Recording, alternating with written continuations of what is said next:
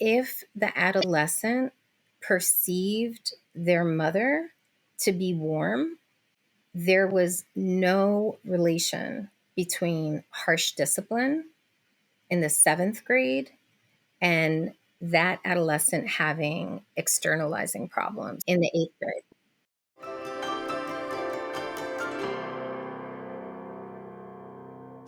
How does culture shape the way we parent and how our children experience and internalize that parenting? Joining me this week to unpack the intersection of attachment security and parenting styles across different cultures is Dr. Miguelina German. Dr. Miguelina is a licensed clinical psychologist who has conducted extensive research on the mental health of Latino children and families and other minority groups.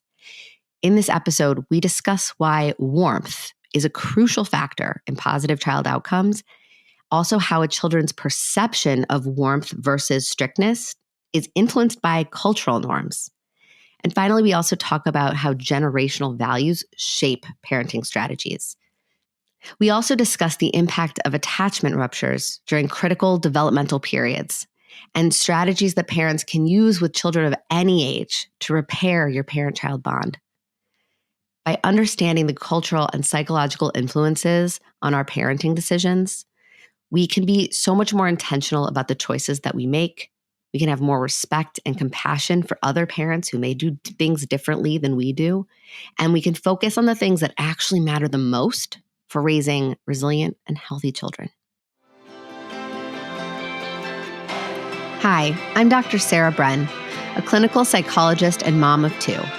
In this podcast, I've taken all of my clinical experience, current research on brain science and child psychology, and the insights I've gained on my own parenting journey, and distilled everything down into easy to understand and actionable parenting insights so you can tune out the noise and tune into your own authentic parenting voice with confidence and calm. This is Securely Attached. Hello, welcome back to the Securely Attached podcast. Dr. Miguelina German is here with us today. Thank you so much for being with us. Thanks for having me. I'm really excited to have this conversation. This was like a I like sought you out and you were so gracious to come on because I had some questions that they've come up on other episodes. And repeatedly you were kept coming up as like the person to talk to about this, to clarify. So today we're going to be talking about how there's lots of research on parenting styles and like all kinds of things across the way that parents are showing up in their relationships with their kids and how that has shown to have, an impact on outcomes in children and families' wellness. But a lot of these studies are done in a very like homogeneous or like one-note population. And we make generalizations about those research results across multicultural groups. And so you've done some really interesting research on differences in like parenting styles across different cultures. And so I'm just really looking forward to diving into this with you today. Likewise. So first, maybe it'd be helpful if you wanted to share a little bit with our audience on like the work you do right now and maybe a little bit of like your story of why this was an interesting area for you to dive into. Sure. So I am bicultural, right? I consider myself to be both American and Dominican. I'm a first generation Dominican American born in the United States. And from my earliest years, I was exposed to Spanish and English. And more than the language, I was really exposed to how parenting could look different. So, in my home, there was certain parenting practices that I saw my parents use. And then I would go to a friend's house who had a different cultural background, and I would notice some differences. I would also notice similarities. But I think I became aware that what is considered normative really could differ. And I realized that from my earliest years. Mm-hmm. And so I think that probably planted the seed for why I ultimately wanted to study clinical psychology, and specifically child, and adolescent clinical psychology. So I went to Arizona State University to get my master's and doctorate. And my mentor, her name is Dr. Nancy Gonzalez. What she really taught me about the literature is that when it comes to parenting, there's kind of two main frameworks by which you can research and approach parenting. So one is really Baumrind's typologies of authoritarian, authoritative, permissive, neglectful, versus looking at the individual parenting practices, Mm. such as parental discipline, parental warmth, monitoring. And so in my training, we actually looked at the individual parenting practices and sometimes how they interacted. And Mm-hmm. the reason my advisor preferred to use that approach is because she believed that it helped us uncover cultural differences if they were present. Mm. Um, and sometimes they matched Mhm. Baumrind's typologies, and sometimes our findings were different. So that's really interesting. I want to just translate this a little bit for people who are listening and aren't familiar with like Baumrind's parenting styles. Although, as I describe it, you'll probably be like, "Oh yeah, okay, I've heard of this." But so there's this sort of classical way that we've historically kind of grouped different types of parenting approaches. Um, Authoritative is typically high warmth, high expectation, or high boundaries, like clear boundaries. Authoritarian is high expectation, low warmth. Mm-hmm. And permissive is high warmth, low expectation. And then neglect is low expectation, low warmth. And it's been this sort of classical model that's been used a lot in research, in part because it's so simplified. It really simplifies it down to like this essential element of warmth and expectation. But what I'm hearing you say is what you were doing with Dr. Gonzalez was breaking this down even more so that you weren't necessarily using a grouping, right? It was like, could you have across different groups types of like disciplines that could be like discipline strategies that could be both, you know, harsh, but also live in a context of like a warm relationship. And so you're breaking it up. You're just getting more granular. We're getting more granular, exactly, and Okay. we're not making assumptions that a particular cultural group's parents and children are going to fit into one of these four. Right. Because you're not I, looking at just two axes on a grid, right? Mhm, You're saying like exactly. we're instead of trying to use like a two factor A like two by two, yeah. right? You're saying like maybe there's way more to this. And if we get more detailed and we break these things down into much smaller pieces to measure, we can get way more nuance. So yeah, so it might be helpful for me to give an example. Yeah. Okay, so this is a study that I conducted um, with a Mexican American population. Okay, so this was a study with about 189 adolescents and their mothers. And what we measured was the adolescents' perceptions of how warm their mothers were. Mm-hmm. And then we also measured harsh discipline. And then we studied them a year later. And what we found was if the adolescent perceived their mother to be warm, there was no relation between harsh discipline in the seventh grade and that adolescent having externalizing problems, which is typically defined like, aggressive behaviors or the sorts of problems that, you don't want your teen getting into. Right. And In the past eighth research grade. has shown, like other research had shown Mhm. previously, I would imagine you're referencing this, like authoritarian parenting, which is Yes. more associated with harsh discipline, has been linked to outcomes of externalization, externalizing behaviors in kids later on in Yes. life. So you're basically creating more color to that. Exactly. Hmm. However, if the adolescent perceived their mother as being low on warmth, Mm. that traditional finding that we find with authoritative parenting was present. Hmm. That's interesting because, like, and I guess it shows that like our kids' perceptions of us as being warm more globally. I'm assuming that the measure of like, are these kids perceiving their parents as warm?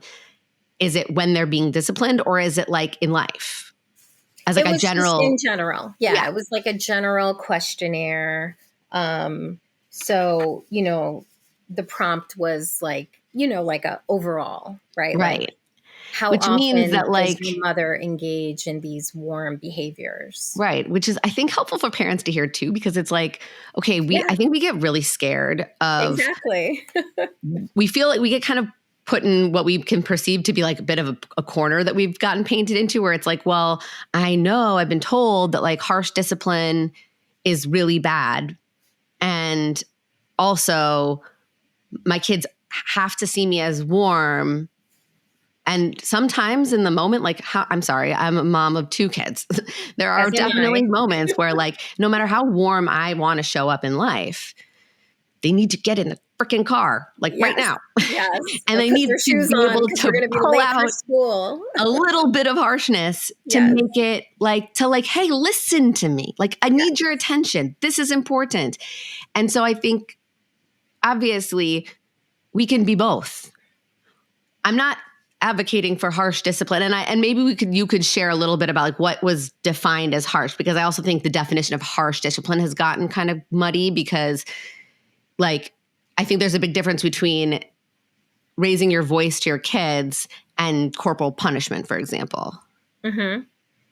So I can give you some examples of the items, right, from our harsh discipline measure. It was my caregiver got so mad at me. He or she called me names. Mm. Um, my caregiver spanked me when I did something wrong. Um, Now, of course, the child might have put a, like never response for that particular item. But overall, the measure harsh discipline was a measure of both verbal discipline, Mhm. and we had one item that was on physical discipline, which I just read to you. Okay. But I guess that's interesting, right? Because would you say, because like I think that raising your voice to your kids might not be on that measure, right? Like maybe it is, but I think there's a line too in terms of like calling your child names or hitting them that feels counterintuitive to like a secure relationship. And so let's talk a little bit about Yeah. that, because what we know from research is that normativeness can really play a role in perception. Hmm. And psychology is nothing but, right, the study of perception in many instances. Yeah. And so the theory goes that, like in a lot of Latino cultures, there's this expression called like bow bow, right? Hmm. Which, you if your child isn't listening to you, you give them like a little like slap on the hand, Hmm. right? That might be very normative. in your community where you're raising your child may see other parents do that to their kids. And Mm-hmm. so they may not interpret that behavior as a rejection, like as a Mm-hmm. personal rejection Right. Or that as my scary. right, that my mother doesn't love me. Yes. Right. So perception is one of the theoretical moderators of why we may not find these links Mm-hmm. between harsh parenting and maternal warmth. It's almost, you have to ask yourself, what allows an adolescent to view their parent as warm? Mm-hmm. Is it that they're taking care of them, you know, um, in other ways? And then when they are giving them this harsh discipline, it's either not happening very often, or if it happens, they interpret it in a particular context. Mm-hmm. Um, so theoretically, that's what a lot of researchers believe is another moderator. It's this idea of normativeness. Yeah. So on the other side, right? If you're in a culture where that is not normative, and you as a child are experiencing that and perceiving that as rejection, then I would predict that would be particularly harmful, right? Yeah. That Well, child's I like, think, and I'm curious what you think, because I would add a different, I would, I guess, add an additional variable to that. The, the, if you have a perception, like if you are making sense of a type of discipline that you're receiving as mhm, rejection, yes, I think that could be damaging, right, to the attachment relationship. And then subsequently other outcomes, right? mhm, I would also think fear, right? Like, am I feeling afraid? Because if this is a culturally standard practice that I've seen around me regularly, whether it's directed at me or directed at other children, and it's just part of the way that we are all collectively being raised, then receiving it might also, one, to your point, not feel like a rejection because it's expected or there's a context for it, but there's a it also context might for not it. feel scary because, again, for that context, right? Like, I think a lot of times what makes certain types of parenting discipline, harsh parenting discipline, particularly damaging is the fear that it elicits in the child. I think being like going back to sort of Dan Siegel's like 4 S's, like safe, soothed, seen, and secure, like our ability to not be frightened by a parenting intervention, I think is a big impact, has a big impact. Like if we feel safe, we Yeah, might. you know what, Sarah? I kind of go back to what you mentioned before. I think it's in the repair. Mm-hmm.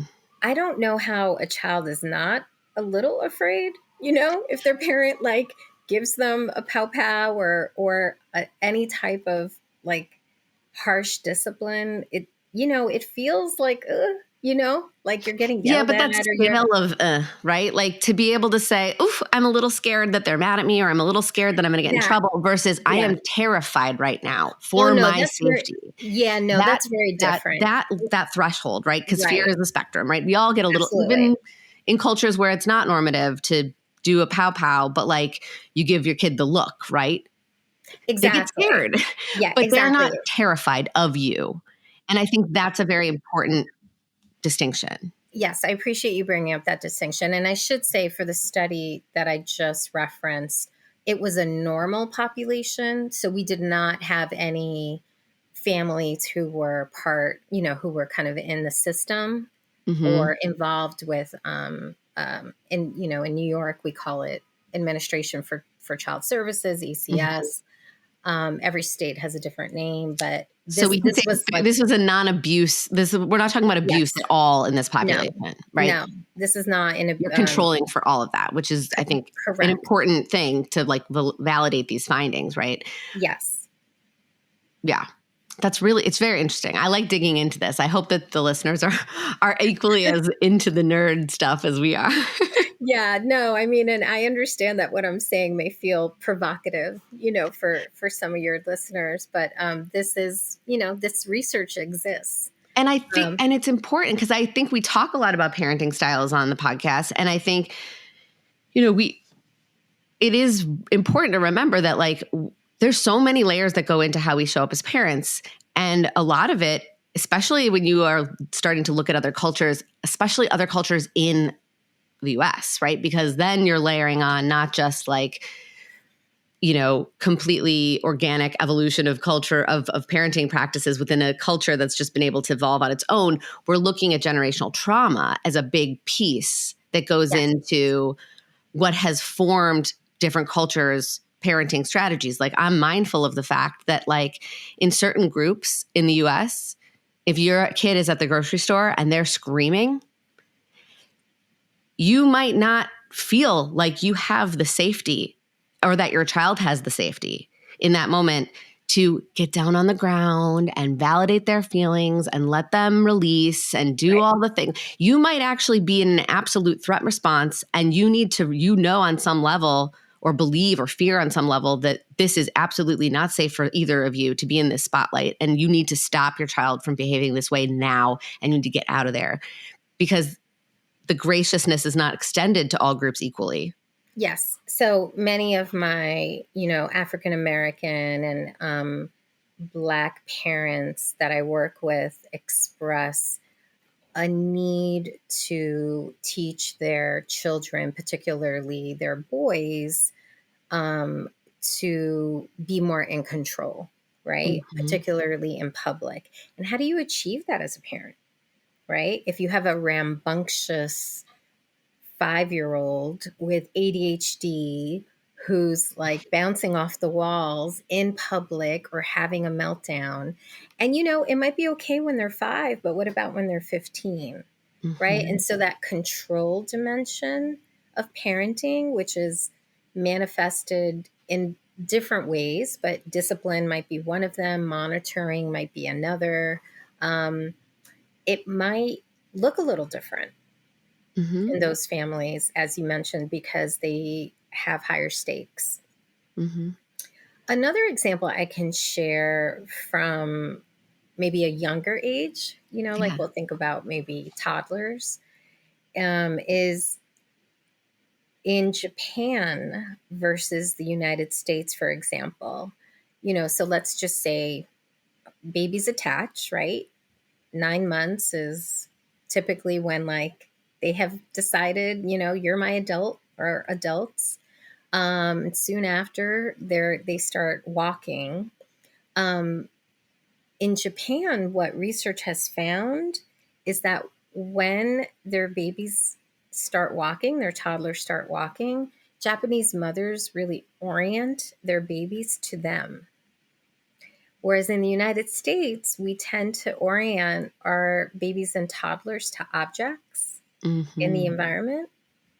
And the theory behind that is that in Japan, the value of interdependence is much higher than in the United States, where the value of independence is rated more highly. Yeah. And so that's a difference that is found. It has been found pretty consistently. That's so interesting. Isn't it? So unconscious, it's like, again, it's like, this is, we're talking about this idea of generational trauma informing some types of way we're showing up in parenting, but also like generational values. Yes. And so we like, it almost gets passed down.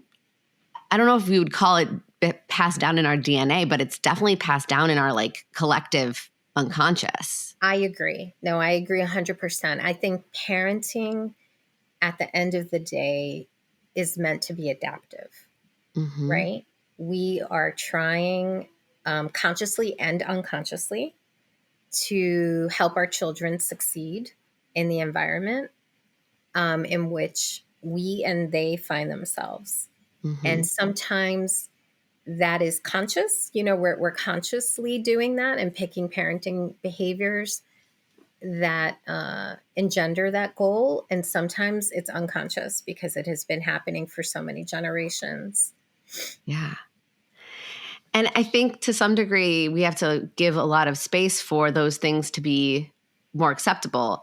And I also think there's there's value in understanding what our unconscious, like autopilot stuff is, so that we have just an opportunity to decide, like, is this as adaptive today as it was 2 or 3 generations ago? Mm-hmm. Is it just happening because it's what my body wants to do as a parent, or is it because I'm responding to something that's not a threat anymore, or isn't a value anymore, or isn't as adaptive anymore? Like the idea of, like, Ghosts in the Nursery, that article, Yes, of you course. know, Alicia Lieberman. yeah, I just feel like there's this idea of we all bring these ghosts, right? These like internalized previous generations, fears and griefs and Anxieties. anxieties and hopes, right? And values. Like, it's not all negative, but we bring it all with us. And so the idea is, like, you're in this nursery with your baby, and there's so many other people in there with you from your past, right? Or your Mm-hmm. generations past, Sarah, she's informing. also written Angels in the Nursery now. Oh, Yeah, okay. I'll it's check more that recent, of course. out. Okay. But it's also to your, not about, there's also hope, right? Like there's also Mhm. these angels that we can bring with us Yeah. into the nursery. But I think, and we talked about this a while back, you and me, but this idea that help, like, why is it important to break this information down for people, and how do we actually use this information? And a lot of it is, you've done a lot of work with, definitely populations that are at higher risk, that are less well served, and Mm-hmm. need more support because they're vulnerable populations. At Healthy Steps, and maybe you could talk a little bit about Healthy Steps and what that Sure. program is, but also just, when we can inform parents about the science, they become more agentful in their ability to make choices, and Yes. also feel validated in certain ways that they choose to parent already. Yes. So I was the director of Healthy Steps at Montefiore Medical Center, which is a large medical center in the Bronx. And it really is, it's a program which exists in your pediatrician's office. And we place what we call a Healthy Steps specialist who's trained in child development. And in our particular program, we also made sure that our Healthy Steps specialists had mental health backgrounds, um, because of the particular needs, like you said, of our population in the Bronx. But basically, the Healthy Steps specialist works with the pediatricians, and the other staff to help identify families, who may need that extra support to manage parenting challenges like feeding, behavior, sleep, development. But I think one of the examples that always stays with me, with respect to attachment, is among immigrant families who come to the United States. It's actually a very common practice to leave your infant or toddler in your country of origin, typically with, the baby's grandmother, Mm-hmm. or grandparents. And the idea is, I'm going to come here, I'm going to work really hard, I'm going to save money, and then I'll bring my child back, to the States when it's time for them to go to kindergarten. Many of these parents don't realize that attachment happens, within that critical first year of life. And there are, I cannot tell you, I mean, just generations of parents and children who had difficulties with their bond, because the young child got very attached to their grandparents, right? As Mm-hmm. attachment theory would predict, and didn't really spend a lot of time with their own parent. And then they were brought here. And it was Mhm. like they lost their primary attachment figure. Um, and all of this was done with the best of intentions, Mhm. right? But I have seen this cause problems for like really over the child's lifespan. And the parent also feels, kind of bewildered and unappreciated. Like, Mhm. why is this taking so long? Like, I understand, like, we didn't know each other that well, but like, it's been a few years now. And so now what we do is we try to explain to immigrant parents about that first year of life and how important that attachment timing is, in an effort to, just help them make a decision that doesn't, that hopefully, they can take that information into account, Yeah. because they are trying to do what's best for their Yeah. children.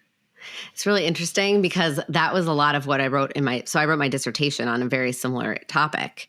So, my dissertation looked at the migration experience among first and second generation and Puerto Rican migrants to the Hmm. US, and then had a control group of Puerto Ricans that didn't leave. But I was looking specifically at, does the process of separating from Hmm. significant caregivers, or well, I would say the process of migration, which puts you more at risk for separating from significant caregivers. And Hmm. certainly in like what you're describing too, there's like serial migration, right? Where you actually have could potentially have multiple separations, right? From, because if your parent leaves, that's the first separation, and then you Right. attach to the grandparent, and then you leave to go be with the parent, and now you've separated twice. You've had two significant attachment ruptures, Hmm. Yep. um, and so I'm just that's so. I mean, that makes total sense to me, and I've always been very interested in the sort of like this idea of like ambiguous loss. Like a lot of times, like we don't necessarily think of moving to a different country as like a loss or grief, but like, just because nobody's died. But when you separate from a significant person in your life, there's so much grief attached to that. And Yes. it can really impact attachment and the blueprints that we make and then use later on. I mean, I think one of the, and you and I are really nerding out today, but I was so pleased that the DSM-5, which, for your listeners, that's how we diagnose, um, the folks we work with, that when it came to post-traumatic stress disorder, they have now a section that is separate for young children, right? And being abruptly separated from your caregiver puts a child at risk, for developing trauma. And just that recognition, Yeah. right, in our field, I think speaks to how attachment has finally been recognized and is being acknowledged and respected, right, Hmm. in Yeah. terms of its power for young children. Right. And I think educating like families that you work with, for example, that, okay, my guess is a lot of the time you're not catching them before they've made the decision, right, to separate. You're catching them after they've reunited with their kid who's now like 3 or 4 years old. And so that attachment rupture has already occurred. And to Hmm. be informed about this after the fact can be really difficult, right? I would imagine, to hear that like, oh no, I made this decision in the moment was to help my family and to support my child's future. And in the course of actions I took, I actually set them up for something really challenging. And I wonder if you could talk a little bit about how we support families after that, because it's not the end. We know this is a huge misunderstanding about attachment, which is that it's fixed, and if it's broken, it can't be repaired. And so when you have a mother who's been reunited with a 4-year-old child who's having a really hard time Hmm. connecting with this mother, and the mother is then, that creates that dance of like, if she doesn't understand why she's expecting this warm welcome because Mm-hmm. she's an adult. She's already able to hold that child in mind for the last 4 years, but they haven't been able to do the same. And so there's this like mismatch of needs in this moment. And that can also make things way more messy. But in Yes. helping a family kind of repair those bonds, like what are some things that families can do that's been successful? Well, I think the first thing is to help the mother understand that everybody's feeling rejected right now, right? Like Mhm. you're feeling rejected by your child is feeling rejected by whoever they left behind. Your child is also feeling incredibly confused and angry. And you did not do anything wrong on purpose, right? So Mhm. it's almost like the typical response I've seen from parents is like anger and frustration with their Mhm. child. And once I'm able to provide that education, that often those feelings morph into guilt. Mhm. Yeah. So then it's really about holding this parent's guilt and reminding them, like, you did not do this on purpose. You really did this, you know, to really try to give your child a better life Mhm. and your family a better life. And then, if working on like self-soothing, right, for the parent, helping them regulate. And then it's really about, okay, how do we create the bond now? And so much of that again is what we would counsel parents with young kids to do. It's through play, right? One-on-one time, the physical touch, Mhm. right? Like all many of the interventions that we would counsel Yeah. at at the time of attachment are what we would want a parent with an older child to do. But I think that the challenge first is just orienting the parent as to why your child is behaving this way, Yeah. and then helping them through their own feelings of guilt and grief, Mhm. you know, Yeah. because you're right. They're kind of expecting like, hey, like I work so hard, and look, you have your own room, and you're gonna, like you're gonna Right. have this amazing life, and then they don't get the warm welcome that they were hoping for. Right. And they have to grieve that. And then it's so interesting because I think attunement and really truly being able to like Dan Siegel calls it mind sight, but like your ability to like hold in mind what another person is truly experiencing, Hmm. like that is so critical for attachment to occur. Yes. And so it's so interesting. Like, I think, yes, we can give parents all these strategies for like creating this, like, this positive experience with one another and these like pleasurable, delightful moments. Cause we know that delight in your child is actually like a very big predictor of a secure attachment.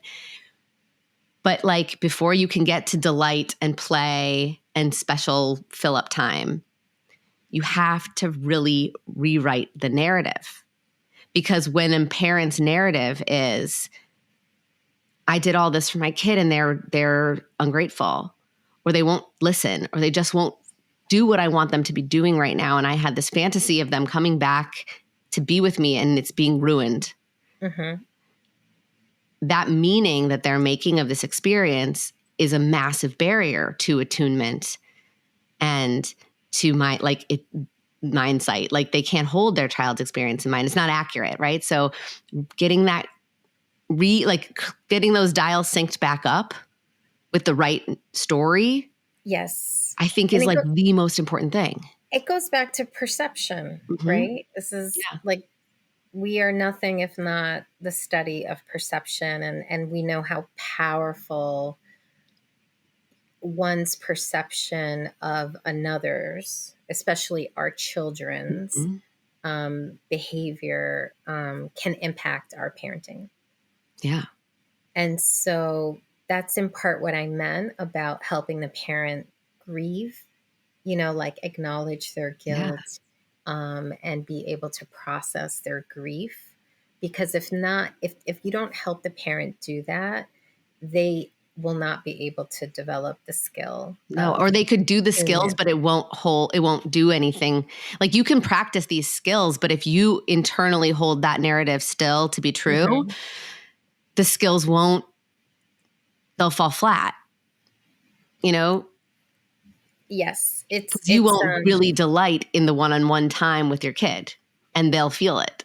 And you'll get frustrated, and they'll feel it, and they'll get frustrated, and you'll get more frustrated. It'll just be right. icky. It doesn't work. Like, we have to repair that core connection first, and the story of the relationship first, which I think is like, yeah, it's so amazing that you do that piece. Like, that I feel like it's step one, but it's like everything has to follow that.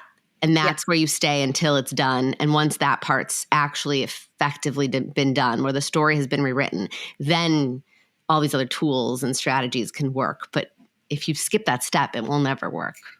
Correct. It won't. It won't. It would be a huge barrier. Yeah. To the healing process. You're reminding me of how when I first applied to graduate school, and I knew I wanted to work with children, and then I quickly, once I started, realized, oh, I'm actually going to be working with adults. They're just called parents. Like, you can't be effective in working with kids if you don't work with parents as well. Yes. And just to tie this back to our original, like, sort of topic of like cultural differences, right? Like, if you are working with a child or a parent, and you aren't looking at the larger family system, and then within that, and then placing that family system within a larger cultural context that it exists inside of, like, our field had historically a slightly bad habit of taking a single individual and trying to heal them. But individuals do not heal as a silo. Even adults who are, supposedly grown up and out of their family system, like, everything comes back to centering it inside of a relationship. Yes. And that relationship lives within a family system, and that family system lives within a cultural system. And like, you cannot disentangle that. You can't like sever that reality. We live in a context, and I think it's just easier when you work with children to understand that, right? Because you would never like leave a child by themselves, right? Like, you just instinctively understand that children are greatly influenced by their parents, and then they're greatly influenced by their friends, right? As they become older, like, it's just instinctive to know that, and understand that. So to really be able to help a child who is struggling, you have to make the effort to understand that context. And that context comes with a particular culture. And bringing that into the room, the therapy room, right? Like, either literally, like, bringing in the parents, having family sessions, or figuratively, but bringing it in by having it be part of what we're thinking about and understanding in the room, in real time. Like, I don't know. I just think it's so important. It is. And, so in my work, like, sometimes families seek me out because they know I speak Spanish, or they know I'm Latina. Sometimes what can come up is I'll talk about acculturative stress, which is this idea that, you had a particular set of parenting norms in your country of origin, and then you move to the United States, and we have different norms than your country of origin's norms. Sometimes they're the same, sometimes they're different, and that creates stress for parents, right? And how like, I name that, I give that a name. Let's talk about that, because we know the higher the parenting stress, the more likely they are to struggle with parenting overall. So I'm always conceptualizing, like, how to help reduce parental stress. Yeah. Yeah. Because if you can support a parent, you're supporting the health of the family system. Absolutely. It's all connected. So really, I work with parents. I know. Once in a while I see the kid, but Yeah. it's really about working with It's parents. funny. I started out, like, I went through so many phases of this where I was like, at first I would work with kids and I'd be like, I just give me the parents. Like, let me work with the parents and this will be so much easier. And then I went through a phase of like only working with parents. And then I was like, there's a missing piece. I got to get the kid in here. Like, I need the kid. And now I'm actually like, I've kind of come full circle and I'm like, I actually really I'm like enjoying so much more working with kids in the room. Because I flipped it. I don't know. I mean, I still love doing parenting support, but I'm finding more joy in doing like working with the child and the parent together, like dyadic, like parent-child. Yes. And more family systems work. It's just been, I've been moving into that space more and it's been really cool. No, and I used to be like, nah, just give me the parents. We could do so much just if we could just talk it through together in our minds, because we can intellectually go there together and say things we're not going to be able to say in front of the child. And like, I still need those parenting sessions to be able to do the parent-child dyadic work that I like to do. But it's like when you're really in there together with a kid and you're just following them in real time, like so much magic happens. Agreed. No, it's ideal, right? Like, I think to be able to like do both types and the dyadic piece plus working with the parents alone as needed. And like we're saying, right? Like every family is unique and different and has different needs and also has different availability. Right. No, it's true. I mean, I tend to kind of do whatever works with the particular family I'm working with, but it's just interesting because I used to say I would much prefer to work exclusively with the parents. And now I'm changing all over again. Yes. And I'll also say, like, if you've ever had an experience with your own parenting where maybe you just did something that the pediatrician had not recommended and you just felt a little alone and maybe unsafe to ask that question. And I'll give you a really good example, like co-sleeping.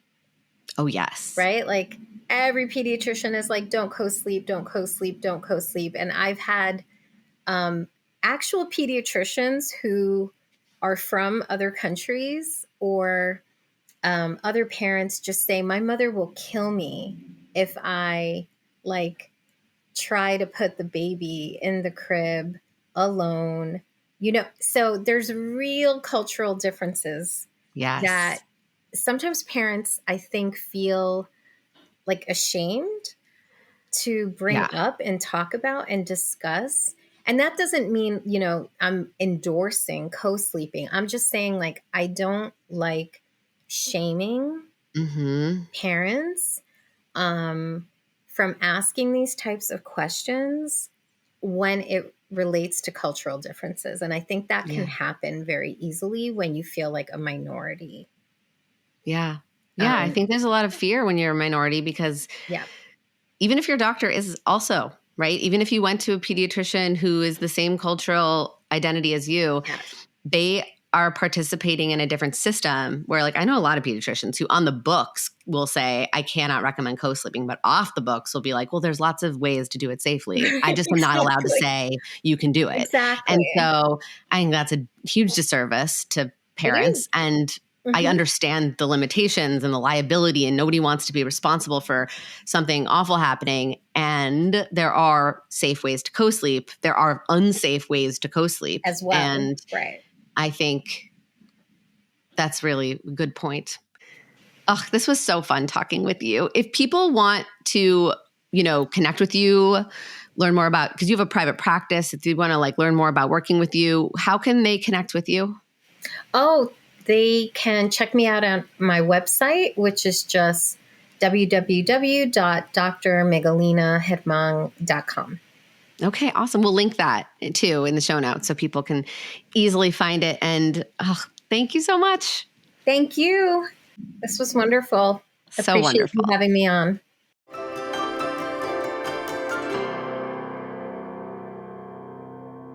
If you enjoyed listening to this conversation, I want to hear from you. Share your thoughts and your feedback with me by scrolling down to the ratings and review section on your Apple Podcast app or whatever app you're listening on. And let me know what you think of this episode or the show in general. Your support means the absolute world to me. And just a simple tap of 5 stars can make a real impact in how this show gets reached by parents everywhere. So thank you so much for listening, and don't be a stranger.